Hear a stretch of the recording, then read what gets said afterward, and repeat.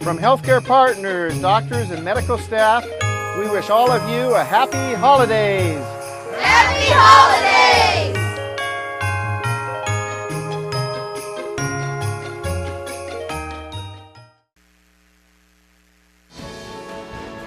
News 46 is brought to you by Comfort Hospice Care, where we give our patients and their loved ones peace of mind, knowing we provide the highest quality of care 24 hours a day, 7 days a week. For more information, call 751-0349. News 46 is also brought to you by Integrity Home Health Care, caring for the Pahrump community for over 3 years. Call 775-751-5100 for your home health care needs. We are here to care for you. Tonight on News 46, the numbers have come in for PDOP holidays. Valley Electric Association donates to local senior centers, and Christmas the Cowboy Way will be held this weekend. News 46 starts now. You're watching KPVM News 46 with Deanna O'Donnell and Jason Koblenz. News 46, local coverage you can count on. And good evening. It's Tuesday, December 17th, 2013. I'm Deanna O'Donnell for News 46. There was a shooting today in a Reno hospital. The shooter and one other person are confirmed dead at this time. One other person has been injured by the gunfire. Their condition is unknown. The gunfire occurred this afternoon at Renown Medical Center. According to reports, the shooter went to the neurology office of the Nevada Advanced Medicine on the 3rd floor and opened fire. A single vehicle rollover occurred this afternoon on Ticonderoga and Mount Charleston streets. Tonight's accident report is brought to you by Stovall & Associates. Don't expect insurance companies to have your best interest in mind. Stovall & Associates cares. Let us help you if you have been involved in an accident.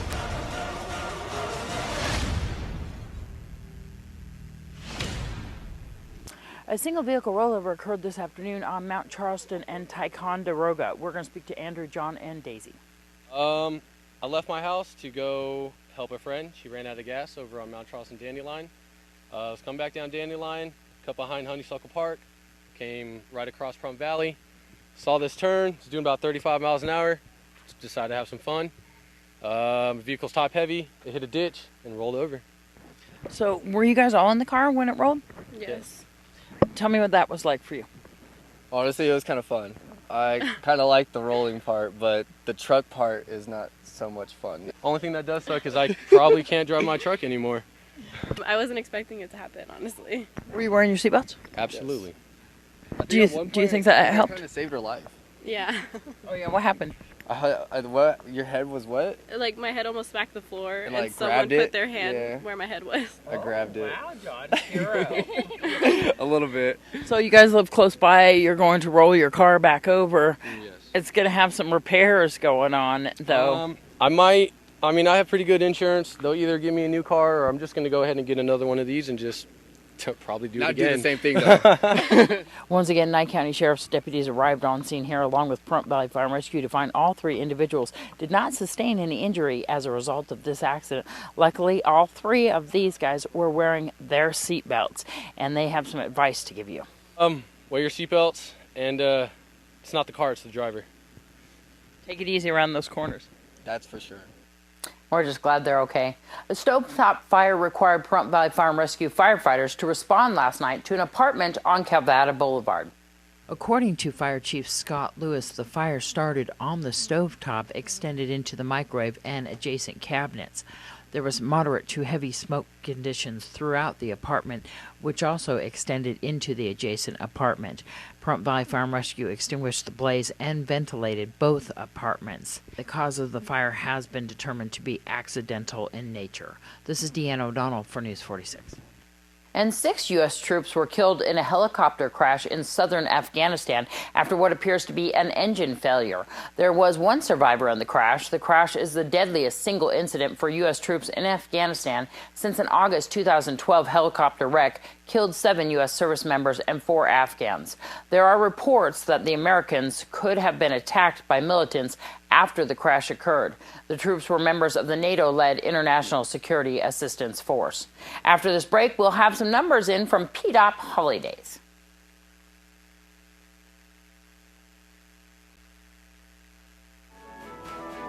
This portion of the news is brought to you by Albertsons. You're in for something fresh.